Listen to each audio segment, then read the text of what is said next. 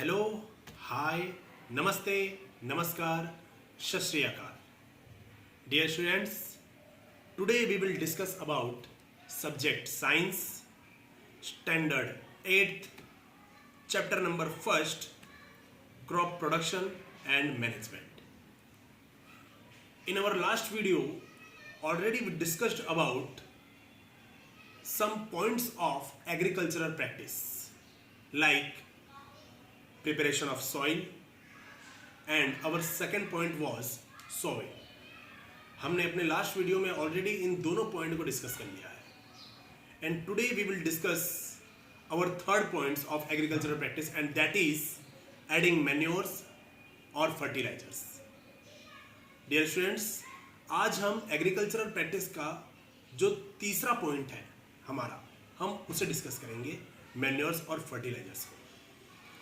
सो जैसा कि हम जानते हैं कि अगर आप फार्म में, खेत में बार बार फसलों को उगाते रहेंगे तो एक टाइम ऐसा आएगा कि जो सॉइल है, सॉइल का जो न्यूट्रिशन वैल्यू है, उसका जो पोषक तत्व है वह खत्म हो जाएगा या धीरे धीरे कम होता जाएगा. तो सॉइल का जो न्यूट्रिशन वैल्यू है, जो पोषक तत्व है, उसको बनाए रखने के लिए कुछ सब्सटेंस उसके अंदर ऐड करना पड़ता है.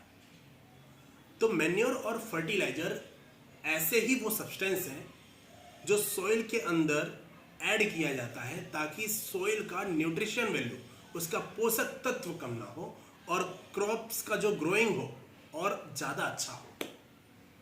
तो डियर स्टूडेंट्स, मैन्योर और फर्टिलाइजर दोनों में कुछ डिफरेंस है, वो मैं आपको आगे बताऊंगा. अभी यहाँ पर एक जानकारी के लिए आप ये समझ लीजिए कि manure is one type of a organic substance. Manure एक प्रकार का ऑर्गेनिक सब्सटेंस है जो हमको नेचुरली मिलता है, लाइक काउ डंग. जो काउ का डंग है वो आपका नेचुरल मैन्योर है और इसे खेत में इसलिए मिलाया जाता है, सॉइल में इसलिए मिलाया जाता है ताकि क्रॉप का जो ग्रोइंग हो और ज़्यादा अच्छे से अच्छा हो. जबकि अगर फर्टिलाइजर की हम बात करें तो fertiliser is a one type of a chemical substance and that is prepared in a factory. जो फर्टिलाइजर है वो एक प्रकार का केमिकल सब्सटेंस है जिसे फैक्ट्री के अंदर प्रिपेयर किया जाता है. तो यहाँ पर हम मैन्योर और फर्टिलाइजर के कुछ पॉइंट्स को डिस्कस करेंगे. So please dear students, let's see here. So dear students, today we will discuss our third point of agricultural practice and that is adding manures and fertilizers. आज हम manures और fertilisers के बारे में पढ़ेंगे. तो इसके अंदर हमारे 1, 2, 3, 4 चार पॉइंट्स हैं. तो ये चारों पॉइंट को हमें यहाँ पर डिस्कस करना है. First point is the substances that are added to the soil in the form of nutrients for the healthy growth of plants are manures and fertilizers. ऐसे substances जिसे soil में इसलिए ऐड किया जाता है ताकि soil का जो nutrients है वह बना रहे. क्यों बना रहे? Because of healthy growth of plants, ताकि plants का जो growth हो वो हेल्दी हो. तो इस प्रकार के जो सब्सटेंस है उसे क्या कहा जाता है? मैन्योर और फर्टिलाइजर कहा जाता है. हमारा सेकंड पॉइंट है continuous growing of crops makes the soil poorer in certain nutrients. Continuous अगर हम क्रॉप्स को ग्रो करते हैं अपने फार्म में या सॉइल में, तो एक टाइम ऐसा आता है कि सॉइल का जो न्यूट्रिएंट्स है, जो उसका पोषक तत्व है, वो पुअर हो जाता है, खराब हो जाता है. So that's why we are adding a manure or fertilizer in soil. तो मैन्योर और फर्टिलाइजर को एक एक करके देखते हैं कि व्हाट इज मैन्योर. तो manure is an organic substance. Manure एक प्रकार का कार्बनिक सब्सटेंस है, ऑर्गेनिक सब्सटेंस है, obtained from the decomposition of plant और एनिमल वेस्ट. तो मैन्योर हमें कैसे मिलता है? जो प्लांट और एनिमल के जो वेस्ट हैं उसके डीकम्पोजिशन से, मतलब उसके सड़ने से मैन्योर हमको मिलता है. और जब ये एक बार सड़ जाते हैं तब हम उसे सॉइल में मिला देते हैं ताकि अच्छा ग्रो हो क्रॉप का. फर्टिलाइजर क्या है? तो fertilisers are chemical substances, fertiliser एक प्रकार के ऐसे केमिकल सब्सटेंसेस हैं which are rich in a particular nutrients, जिसके अंदर एक पर्टिकुलर न्यूट्रिएंट्स प्रेजेंट होता है। तो हमारे पास फर्टिलाइजर्स के कुछ एग्जाम्पल्स हैं। फॉर एग्जाम्पल यूरिया भी एक प्रकार का फर्टिलाइजर है, अमोनियम सल्फेट एक प्रकार का फर्टिलाइजर है, super phosphate is also one type of fertiliser, potash is also one type of fertiliser and NPK is also a one type of fertilisers. तो ये सारे के सारे एग्जाम्पल्स हैं फर्टिलाइजर्स के। तो डियर स्टूडेंट्स, आप ये अच्छी तरीके से समझ गए होंगे कि मैन्योर और फर्टिलाइजर दोनों ही इसलिए ऐड किए जाते हैं सॉइल के अंदर ताकि जो क्रॉप्स की जो ग्रोइंग हो वो अच्छी से अच्छी हो और सॉइल का न्यूट्रिशन वैल्यू कम ना हो। दोनों में फ़र्क सिर्फ इतना है कि ये हमें नेचुरली मिलता है लाइक काऊ डंग, और ये जो फर्टिलाइजर है वो हमें फैक्ट्री में तैयार करना पड़ता है। अब हम अपना अगला हेडिंग देखते हैं। ये थर्ड वाले पॉइंट के अंदर ही है, जो हम थर्ड वाला पॉइंट पढ़ रहे हैं एडिंग मैन्योर एंड फर्टिलाइजर, इसके अंदर ही ये सब हेडिंग बना हुआ है कि भाई फर्टिलाइजर्स मे बी हार्मफुल। जो फर्टिलाइजर्स होता है वो हार्मफुल हो सकते हैं। कैसे हार्मफुल हो सकते हैं? तो यहाँ पर दो पॉइंट है। तो पहला पॉइंट है कि continuous and excessive use of fertilisers has made the soil less fertile. अगर आप कंटिन्यूअस और एक्सेसिव मतलब ज़्यादा से ज़्यादा और कंटिन्यूअस अगर आप फर्टिलाइजर का यूज़ करोगे तो एक टाइम ऐसा आएगा जब सॉइल जो है उसकी फर्टिलिटी लेस हो जाएगी या तो कम हो जाएगी। सॉइल की फर्टिलिटी, सॉइल का उपजाऊपन जो है वह कम हो जाएगा। सेकंड पॉइंट है कि fertilisers have also become the source of water pollution. Fertiliser की वजह से वाटर पॉल्यूशन जैसी समस्याएं भी खड़ी हो जाती हैं, वाटर पॉल्यूशन जैसी समस्याएं भी हमको देखने को मिलती हैं। तो फर्टिलाइजर इन दो तरीकों से हार्मफुल हमें देखने को मिलता है। दूसरा सब हेडिंग है हमारा इस पॉइंट के अंदर, maintain the fertility of soil, कि भाई सॉइल की फर्टिलिटी को हम मेंटेन कैसे करके रखते हैं। तो we have 3 points in this sub heading. First point is organic manures like cow dung, मैंने अभी आपको ऊपर बताया, organic manure should be used. अगर सॉइल की फर्टिलिटी को बनाए रखना है दोस्तों तो ऑर्गेनिक मैन्योर का यूज कीजिए सॉइल के अंदर। सेकंड पॉइंट है क्रॉप रोटेशन होना चाहिए सॉइल के अंदर। क्रॉप रोटेशन का मतलब है एक ही प्रकार का क्रॉप बार बार आप सॉइल में मत ग्रो करिए, क्रॉप का बार बार रोटेशन करिए। अगर आप एक बार एक क्रॉप उगाते हैं तो सेकंड टाइम आप क्रॉप को चेंज कर दीजिए, थर्ड टाइम क्रॉप को चेंज कर दीजिए। तो बार बार क्रॉप को चेंज करने से क्रॉप का जो न्यूट्रिशन वैल्यू है वो बना रहता है, और न केवल बना रहता है बल्कि उसका न्यूट्रिशन वैल्यू और इंक्रीज होता है। तो that is growing of different crops alternately. Alternate आप क्रॉप्स को डिफरेंट क्रॉप्स को क्या करिए, आप ग्रो करिए। तीसरा पॉइंट है the field should be left uncultivated in between 2 crops. तीसरा पॉइंट है कि 2 क्रॉप्स के बीच का जो क्षेत्र है, जो फील्ड है, उसे आपको खाली छोड़ देना है ताकि जो सॉइल की फर्टिलिटी है वह मेंटेन रहे, वह बनी रहे। तो डियर स्टूडेंट्स, इस प्रकार से हमने मैन्योर और फर्टिलाइजर को के कॉन्सेप्ट को देखा, उसके पॉइंट्स को हमने समझा। So dear students, already we discuss about fertiliser and manure. Now we will start our next topic, and this topic is the differences between fertilizers and manures. अब हम अपना जो अगला टॉपिक स्टार्ट कर रहे हैं वो फर्टिलाइजर और मैन्योर के बीच में डिफरेंस क्या होता है वो स्टार्ट करने वाले हैं. So please let's see here. So dear students, please write down in your notebook. This is very important questions for you for examination, and the heading is difference between fertilizer and manure. आपको ये heading अपने notebook में डालना है कि difference क्या है fertiliser और मैन्योर के बीच में. डियर स्टूडेंट्स, इसको आप रिमेंबर रखिएगा, याद रखिएगा कि कभी भी अगर आपको डिफरेंस पूछा जाता है एग्जाम के अंदर तो इस प्रकार से आपको टेबल बना के ही उसके डिफरेंस को आपको शो करना है. डिफरेंस शो करने का यही सही तरीका है कि जिन दो चीज़ों के बीच में आपको डिफरेंस पूछा है उसके बीच में आपको इस तरीके से टेबल बनाना है और वन थिंग आपको यहाँ लिखना है और दूसरी थिंग आपको उस तरफ लिखनी है. तो यहाँ पर आपने हेडिंग बना दिया फर्टिलाइजर और इस तरफ आपने हेडिंग बना दिया मैन्योर. तो देखते हैं फर्टिलाइजर के अंदर भी हमने 4 पॉइंट लिखे हैं यहाँ पर, और मैन्योर के अंदर भी हमने 4 पॉइंट्स लिखे हैं। तो फर्टिलाइजर के पॉइंट्स को देखते हैं। Our first point in fertiliser is it is inorganic substance. आप इनऑर्गेनिक बोलो या केमिकल बोलो, दोनों एक ही बात है। इट इज केमिकल सब्सटेंस बोलो या फिर इट इज इनऑर्गेनिक सब्सटेंस बोलो।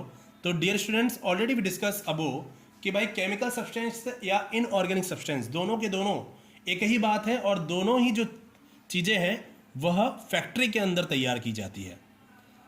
हम अगर मैन्योर के अंदर देखते हैं यहाँ पर, तो मैन्योर का जो फर्स्ट पॉइंट है वह है इट इज़ नेचुरल सब्सटेंस। ये हमें नेचुरली प्राप्त होता है। फॉर एग्जाम्पल काउ डंग, ठीक है, तो ये हमको प्रकृति से नेचुरली प्राप्त होता है। तो दोनों का फर्स्ट पॉइंट हमने देख लिया। सेकंड पॉइंट हम देखते हैं फर्टिलाइजर के अंदर कि प्रिपेयर्ड इन फैक्ट्रीज, जो फर्टिलाइजर्स है वो फैक्ट्रीज के अंदर प्रिपेयर होता है। मैन्योर की अगर सेकंड पॉइंट की बात करें तो can be prepared in fields, यह फील्ड पे प्रिपेयर होता है, खेतों में तैयार किया जाता है।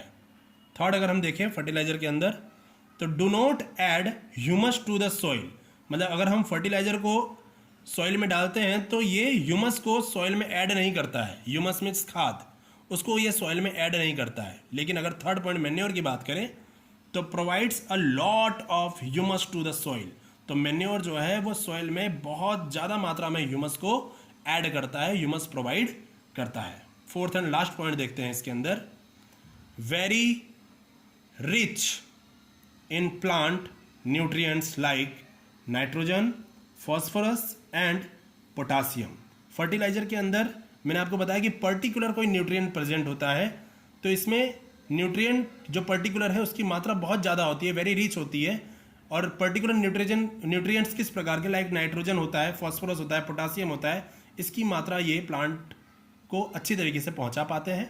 अगर हम मैन्योर की बात करें तो manure is relatively less in plant nutrients, जो मैन्योर है उसमें प्लांट के न्यूट्रिएंट्स की मात्रा जो होती है थोड़ी कम होती है। तो डियर स्टूडेंट्स, इस प्रकार से हमने 4 डिफरेंस देखे फर्टिलाइजर्स और मैन्योर्स के बीच में। नाउ अवर नेक्स्ट सब heading in this topic is advantages of manure. Manure का आखिर एडवांटेज क्या है, फायदा क्या है आखिर मैन्योर का। तो in this sub heading we have also 4 points, so please write down in your notebook. First point is it enhances the water holding capacity of the soil। जो मैन्योर है वो सॉइल के अंदर वाटर होल्डिंग कैपेसिटी को बढ़ाता है, मतलब जल धारण क्षमता, मतलब पानी को अपने पास सेव करने की क्षमता सॉइल के अंदर बढ़ाता है। सेकंड पॉइंट है it makes the soil porous due to which exchange of gases become easy. जो मैन्योर है वो सॉइल को पोरस बनाता है, छेद वाला बनाता है, ताकि इजीली गैसेस का एक्सचेंज हो पाए। क्योंकि आप अच्छी तरीके से जानते हो कि सॉइल के अंदर छोटे छोटे माइक्रोब्स, अर्थवर्म्स, ये सभी प्रेजेंट होते हैं, तो उन्हें भी तो सांस लेने की जरूरत है। तो ताकि गैसेस का एक्सचेंज इजीली हो पाए, इसलिए मैन्योर जो है वो सॉइल को क्या बना देता है, पोरस बना देता है, छेद वाला बना देता है। Third point is it increases the number of friendly microbes. जो मैन्योर है वो सॉइल के अंदर माइक्रोब्स की मात्रा को इंक्रीज कर देता है, बढ़ा देता है। Fourth point is it also improves the texture of the soil। ये सॉइल के टेक्सचर को, मतलब उसकी बनावट को और ज़्यादा क्या करता है, इम्प्रूव करता है। तो dear students, please write down in your notebook, this is very very very useful for you.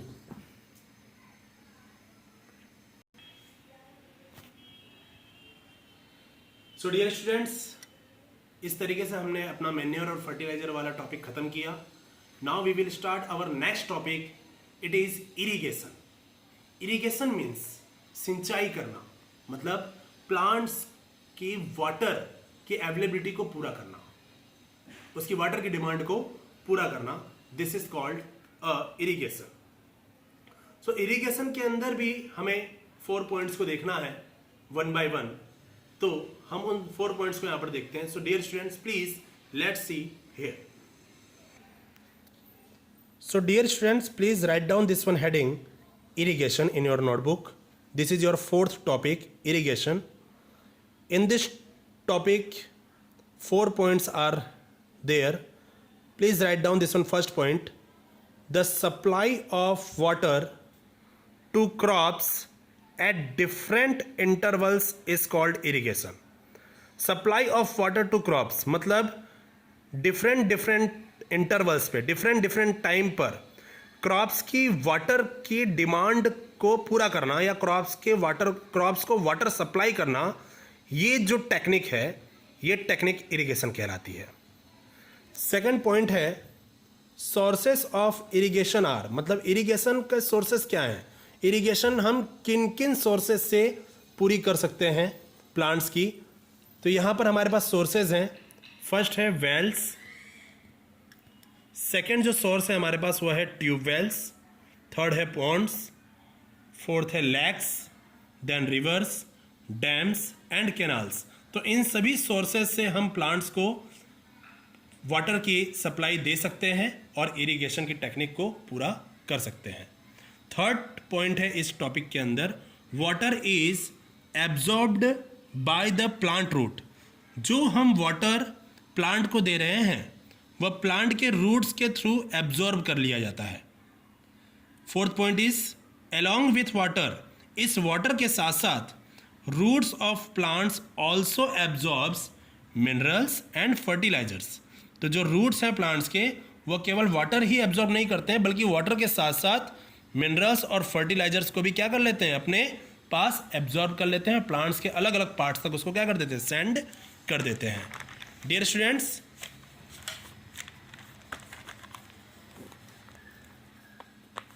Now we will discuss different types of irrigation methods.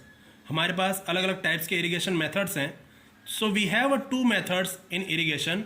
First is traditional method and second is modern methods. Traditional methods means पारंपरिक method, मतलब जो प्राचीन समय में use किया जाता था. और मॉडर्न मेथड मीन्स आधुनिक मेथड, जो आज के समय में यूज़ किया जाता है. तो अगर ट्रेडिशनल मेथड की हम बात करें तो ट्रेडिशनल मेथड में 4 टाइप्स हैं. पहला है मोट, MOAT, मोट. ये एक प्रकार का पुली सिस्टम है, इसको पुली सिस्टम भी कहा जाता था. सेकेंड जो मेथड है वो है chain system. Third method is dhekli, yes. And fourth method is rahat. इसे लिवर सिस्टम भी कहा जाता था. तो डियर स्टूडेंट्स, ये जो ट्रेडिशनल मेथड है ये हमें अपने इस सिलेबस में केवल इनका नाम जानना था कि ट्रेडिशनल मेथड कौन कौन से थे. इसके बारे में हमें विस्तार से नहीं जानना है. हमारे जो सिलेबस का जो इम्पोर्टेंट पॉइंट है वह यह मॉडर्न मेथड है. हमें इस मॉडर्न मेथड के ये दोनों मेथड को जानना बहुत ज़रूरी है. तो मॉडर्न मेथड में जो पहला मेथड है वह है स्प्रिंकलर सिस्टम और सेकेंड है ड्रिप सिस्टम. हमें स्प्रिंकलर सिस्टम और ड्रिप सिस्टम को डिटेल में जानना है. So dear students, this is your sprinkler system. So write down in your notebook, this is your modern method. So sprinkler system के अंदर आपका जो पहला पॉइंट बनेगा वह है this system is more useful on the uneven land. Uneven land where sufficient water is not available. यहाँ तक आपका पहला पॉइंट बनेगा. मतलब कि ये जो सिस्टम है स्प्रिंकलर सिस्टम, वह कहाँ पर सबसे ज़्यादा मोर यूजफुल, मतलब कहाँ पर सबसे ज़्यादा आपको देखने को मिलेगी, जहाँ पर अनइवन लैंड होगी. मतलब लैंड जो है वो फ्लैट नहीं होगी, अनफ्लैट होगी, उबड़ खाबड़ होगी. और ऐसे जगह पर ज़्यादा देखने को मिलेगी जहाँ पर वाटर की अवेलेबिलिटी पूरी ना हो, जहाँ पर सफिशियंट वाटर ना हो, ऐसी जगह पर स्प्रिंकलर सिस्टम यूज होता है. सेकेंड पॉइंट अगर हम देखें यहाँ पर, तो सेकेंड पॉइंट आपको इसके अंदर लिखना है the perpendicular pipes having rotating nozzles on top. यहाँ पर इस सिस्टम के अंदर एक परपेंडिकुलर पाइप होगा. परपेंडिकुलर पाइप मैं आपको इस डायग्राम के अंदर दिखाता हूँ. डियर स्टूडेंट्स, देखिए यहाँ पर एक परपेंडिकुलर पाइप आपको देखने को मिलेगी हर जगह. ये परपेंडिकुलर पाइप, और इस परपेंडिकुलर पाइप के ऊपर रोटेटिंग नोजल्स होता है. मतलब कि रोटेट करने वाले नोजल्स आपको देखने को मिलेंगे, जो नोजल्स रोटेट होते रहते हैं चारों तरफ, और इसके अंदर से पानी बाहर निकलता रहता है. तो सेकंड पॉइंट में मैंने क्या बताया आपको कि the perpendicular pipes having rotating nozzles on top, in perpendicular pipes में ऊपर टॉप पर रोटेटिंग नोजल्स होते हैं, नोजल्स रोटेट कर रहे होते हैं, are joint to the main pipeline, जो किससे जॉइंट होते हैं, सारे के सारे मेन पाइपलाइन से जॉइंट होते हैं। ये मेन पाइपलाइन है आपका, इसके थ्रू ये जॉइंट रहते हैं एट रेगुलर इंटरवल्स, अलग अलग समय पर इनमें से पानी निकलता रहता है। यहां तक तो आपका सेकंड पॉइंट है। Third point is when water is allowed to flow through the main pipe, जब मेन पाइप में से पानी को फ्लो करवाया जाता है, यह आपका मेन पाइप है। देखिए, जब इस मोटर से पानी को इस वेल में से ऊपर खींचा जाता है तो इस मेन पाइप में से जो पानी है इसे आगे सेंड किया जाता है और इसके थ्रू ये वापस इस परपेंडिकुलर पाइप में जाता है और फिर इस नोजल के थ्रू ये पानी चारों तरफ क्या होता है, चारों तरफ ये स्प्रेड हो जाता है। तो क्या लिखा है मैंने यहां पर, क्या लिखा हुआ है, when water is allowed to flow through the main pipe under pressure with the help of pump, pump के थ्रू ये पानी को मेन पाइप के थ्रू आगे सेंड किया जाता है। और फोर्थ पॉइंट आपका यहां से स्टार्ट हो रहा है, इट गेट्स स्प्रिंकल्ड, वो ऊपर जाकर स्प्रिंकल हो जाता है ऑन द क्रॉप, क्रॉप के ऊपर, और ऐसा महसूस होता है as if it is raining, ऐसा महसूस होता है कि जैसे क्रॉप के ऊपर बारिश हो रही है, रेनिंग हो रहा है। तो डियर स्टूडेंट्स, स्प्रिंकलर सिस्टम के अंदर इस प्रकार से आपका फर्स्ट, सेकेंड, थर्ड और फोर्थ 4 पॉइंट बनेंगे। Now we will discuss our second method and this is drip system. Drip system के अंदर क्या होता है, in this system the water falls drop by drop directly near the roots. इस system के अंदर जो वाटर है वो डायरेक्टली रूट्स को ड्रॉप बाय ड्रॉप मिलता है, so it is called drip system. तो इस प्रकार के सिस्टम को ड्रिप सिस्टम कहा जाता है। यहां तक आपका फर्स्ट पॉइंट कंप्लीट हुआ। Now second point is it is the best technique for watering fruit plants, gardens and trees. जो ड्रिप सिस्टम है वो मैक्सिमम गार्डन्स वाले एरिया में, अदरवाइज फ्रूट प्लांट्स वाले एरिया में ज़्यादातर ऐसे टेक्निक का यूज़ किया जाता है। यहाँ तक आपका सेकंड पॉइंट हुआ। Third point is water is not wasted at all. इस प्रकार के सिस्टम में वाटर का ज़्यादा वेस्ट नहीं होता है। It is a boon, boon means आशीर्वाद। It is a boon in regions where availability of water is poor. ये ऐसे रीजियंस में, ऐसे क्षेत्र में एक आशीर्वाद के स्वरूप है जहाँ पर वाटर की अवेलेबिलिटी बहुत पुअर है या अच्छी अवेलेबिलिटी नहीं है। तो dear students, please see here, यहाँ पर आप देखिए हमारे पास डायग्राम है ड्रिप सिस्टम का। यहाँ पर जो वेल है, इस वेल में से इस पंप के थ्रू पानी ऊपर चढ़ता है और यहाँ पर मेन पाइपलाइन के थ्रू पानी जो है इस पाइपलाइन में सेंड कर दिया जाता है। और यहाँ पर ही जो प्लांट्स हैं उनके रूट्स को पानी अवेलेबल करवा दिया जाता है ड्रिप बाय ड्रिप। इससे पानी का वेस्टेज ज़्यादा नहीं होता है। जबकि स्प्रिंकलर सिस्टम के अंदर जो पानी है जब चारों तरफ स्प्रेड होता रहता है तो उसमें कभी कभी क्या होता है कि पानी जो है ऐसी जगह पे भी स्प्रेड हो जाता है जहाँ पर पानी की ज़रूरत नहीं है। लेकिन ड्रिप सिस्टम के अंदर ऐसा कुछ नहीं होता। ड्रिप सिस्टम के अंदर डायरेक्ट प्लांट्स को ही पानी अवेलेबल करवा दिया जाता है। तो डियर स्टूडेंट्स, इस प्रकार से हमने स्प्रिंकलर सिस्टम और ड्रिप सिस्टम दोनों को अच्छे तरीके से समझ लिया। So students, we will discuss our next topic and that is protection from weeds, harvesting and storage. We will discuss this one. These are 3 points in our next video. So please stay your home, be safe, be healthy. Thank you so much.